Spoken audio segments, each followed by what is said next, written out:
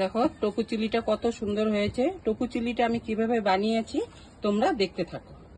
দেখো কত সুন্দর হয়েছে টোফু।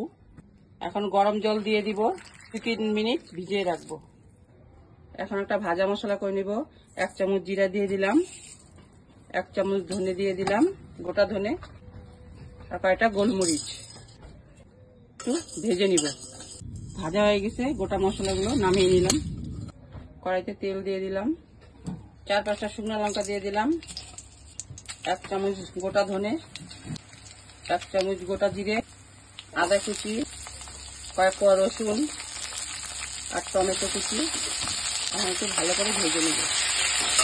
পেঁয়াজ দিয়ে দিলাম, ভালো করে ভাজবো। ভাজা মশলাটা এখন গুঁড়া করে নিব। তো ভাজা হয়ে গেছে, এখন তুলে নিব, ঠান্ডা করে পেস্ট করে নিব। গরম জল থেকে এখন এটা আমি তুলে নিলাম। টোফুগুলো এখন মেখে নিব। প্রথমে লবণ দিয়ে দিলাম, হলুদ আর লঙ্কার গুঁড়া দিয়ে দিলাম।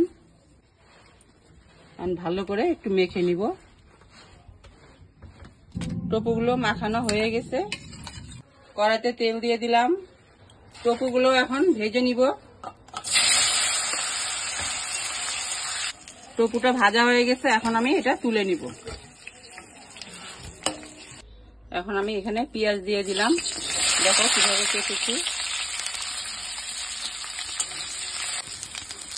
পেঁয়াজটা হালকা ভাজা হয়ে গেছে, এখন আমি ক্যাপসিকামটা দিয়ে দিব। এই যে এইভাবে ক্যাপসিকামগুলো কেটেছি, এটা একটু হালকা ভেজে নিব। এটা ভাজা হয়ে গেছে হালকা, এখন টমেটোগুলো দিয়ে দিব একসাথে, সব একটু ভেজে নিব। আমার ভাজা হয়ে গেছে, এখন আমি তুলে নিব।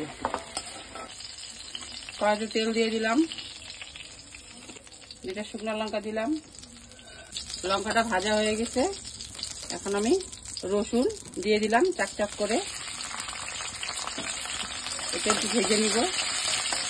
রসুনটা ভাজা হয়ে গেছে, এখন আমি পেস্ট করেছিলাম মশলাটা দিয়ে দিলাম। পরিমাণ মতো লবণ আর হলুদ দিয়ে দিলাম। ভালো করে মশলাটা এখন কষিয়ে নিব। মশলাটা আমার ভাজা হয়ে গেছে, এখন আমি টক দই দিয়ে দিব 2 চামচ, ফেটিয়ে রেখেছি। টক দই দিয়ে 2 মিনিট কষিয়ে নিয়েছি। এখন আমি ক্যাপসিকাম, টমেটো আর পেঁয়াজটা দিয়ে দিলাম। দিয়ে এটাকে একটু ভালো করে কষিয়ে নিব। এখন আমি টোফুগুলো দিয়ে দিচ্ছি। সবকিছু ভালো করে আবার কষিয়ে নিব।